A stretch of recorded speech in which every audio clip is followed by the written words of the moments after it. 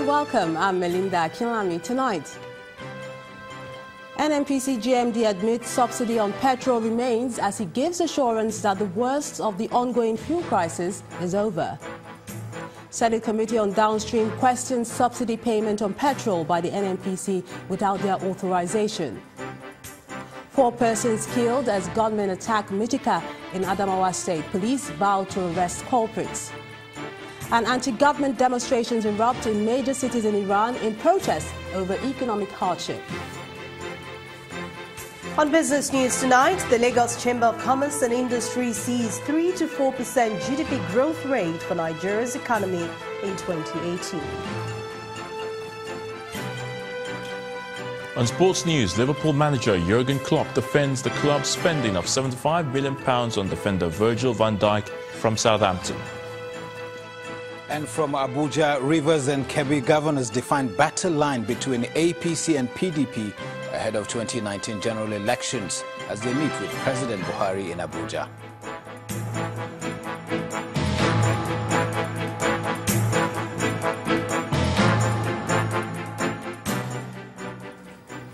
We begin tonight with a debate over whether or not the federal government is subsidizing the price of petrol. Now, the managing director of the Nigerian National Petroleum Corporation, Dr. Pt.1, has admitted that petrol is being subsidized by the NNPC on the orders of the president. Mr. Barrow was speaking to State House correspondents at the presidential villa in response to reactions trailing his disclosure that the landing cost of petrol currently stands at 171 naira. His comment gave the hint that petrol is still being subsidized given the current pump price, which stands at 145 naira per litre. For the past 1 week, residents of the Federal Capital Territory have had to queue for long hours to get petrol.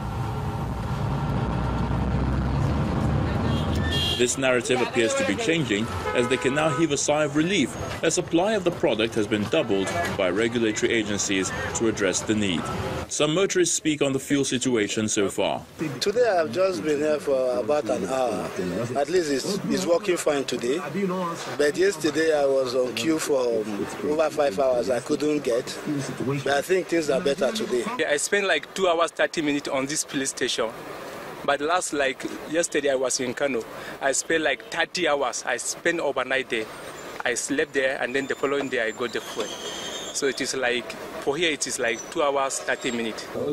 At the presidential villa, the group managing director of the Nigerian National Petroleum Corporation told State House correspondents that government has been paying a cost of 26 naira per litre to keep the pump price at 145 naira.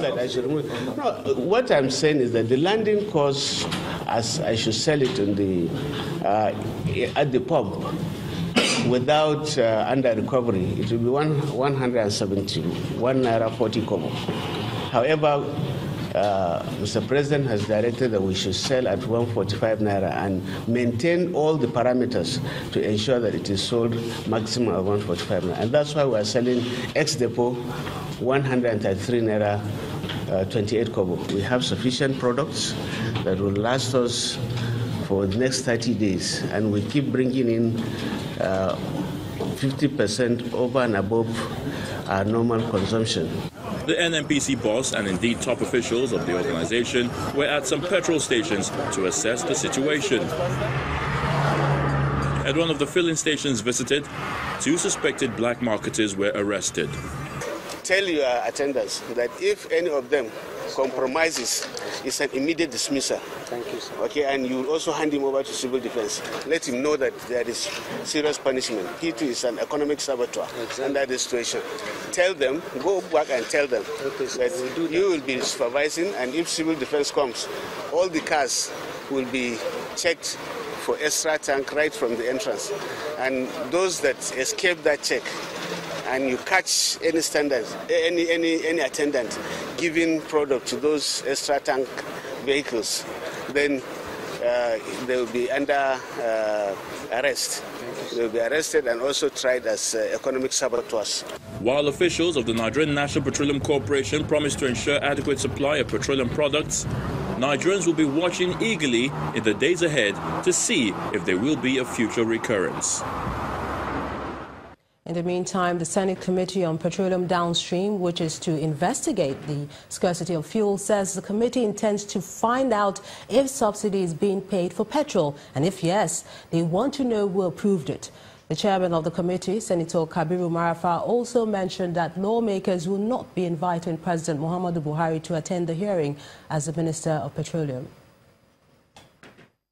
We were told that there is subsidy. If there is subsidy, who approves the subsidy? We are the only ones that can appropriate money. Nobody else. That is why the Senate had, you heard from the Senate resoundingly before we went on recess, when they talked about taking $1 billion to fight insurgency. Nobody can take any money without the approval of the Senate. Forget about whatever somebody says. If you do that, you are breaching the provisions of the Constitution. So if you are going to provide for subsidy, you have to come to the Parliament. So we need to know, and that is part of what we are going to ask. Now, if you say there is subsidy, when this price rose to 145 naira, the common belief by all Nigerians was that subsidy is gone and it is gone for the good. So now you are telling us that the landing cost of petroleum product is 171 naira. Now, if it is 171 naira, who approves the subsidy of that payment of the remaining balance? Now, where is it buried? Illegal hawkers of petroleum products, popularly called black marketers, are making quick business at the expense of motorists in the nation's capital, Abuja. But a joint task force comprising officials of the Nigeria Security and Civil Defense Corps, the Army and the police are clamping down on their activities. For over 1 week now, motorists and other users of petrol have experienced scarcity of the product in most parts of the country, including the Federal Capital Territory, Abuja.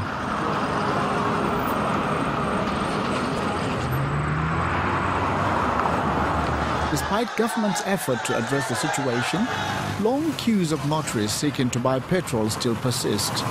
And those who cannot afford to stay on the queue for several hours often patronize illegal traders of the commodity who sell in gallons by the roadside. Since the fuel scarcity started, hawkers, also known as black marketers in Nigeria, have continued to smile home on a daily basis at the expense of motorists who buy petrol at unregulated prices ranging from 200 to 300 naira per litre. I drove from here to Gombe. I bought a liter from the price of 250, 230, 240. It's just, the minimum is just 225 naira. So everything from one point to another point, if you enter a taxi, I know I'm having my own car. A taxi from here to here, the price has doubled, ×2, or sometimes even ×3. People could not travel. No, I sell 10 litre, 2,500 naira, but I buy from the motor 2,200 naira. The fleet station, they sell, some sell 150, some say 170, some say 180. So many, they sell as they like. So we buy from motor people, they buy from fleet station and sell for us. We black, you know. So the situation has remained so, even as security task team in Abuja clamped down on illegal dealers of petrol within the FCT, arresting 20 persons. We have ensured that those hawkers in the streets that go about with jerry cans, selling petrol in unauthorized places, that their activities are checked.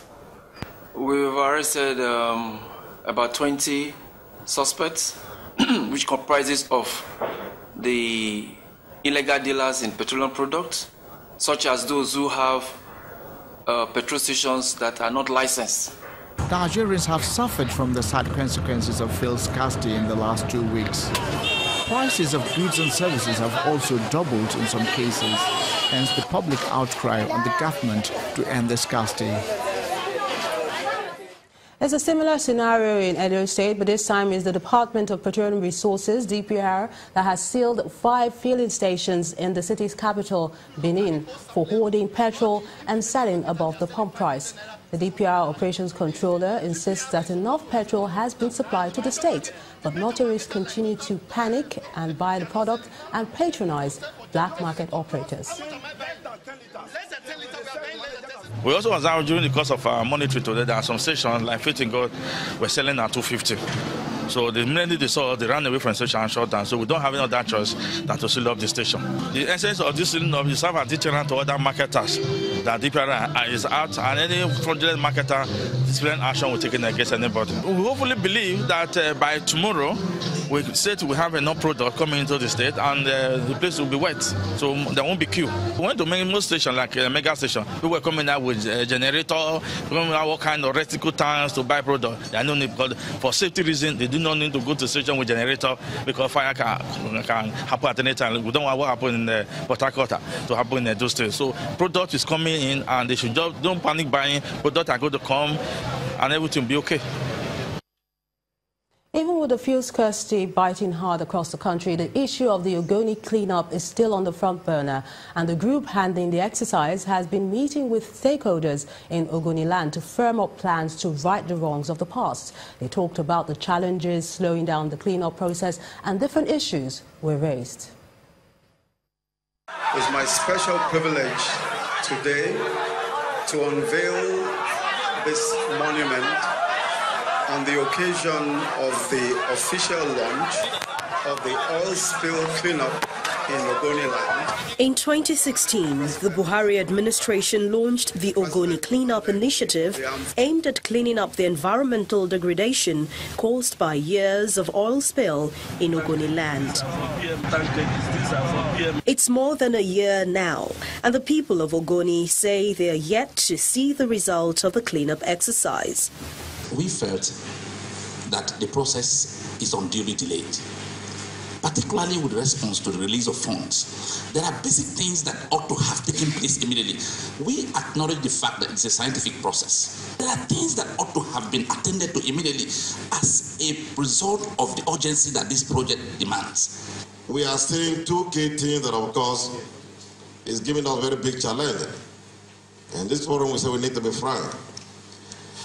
The sort of institutional bureaucracy that we are seeing with HYPREP, if not curtailed, cannot allow HYPREP to deliver on its core mandate. Their grouse over the slow pace of the exercise explains the reason for this gathering, as officials of the hydrocarbon pollution remediation project handling the exercise meet with stakeholders in Ogoni land to discuss proactive measures towards improving the process. With sensitization, we have carried out demonstration projects, we have carried out training, we have commenced livelihood process by the Honorable Minister of State for Environment signing the MOU with UNITA.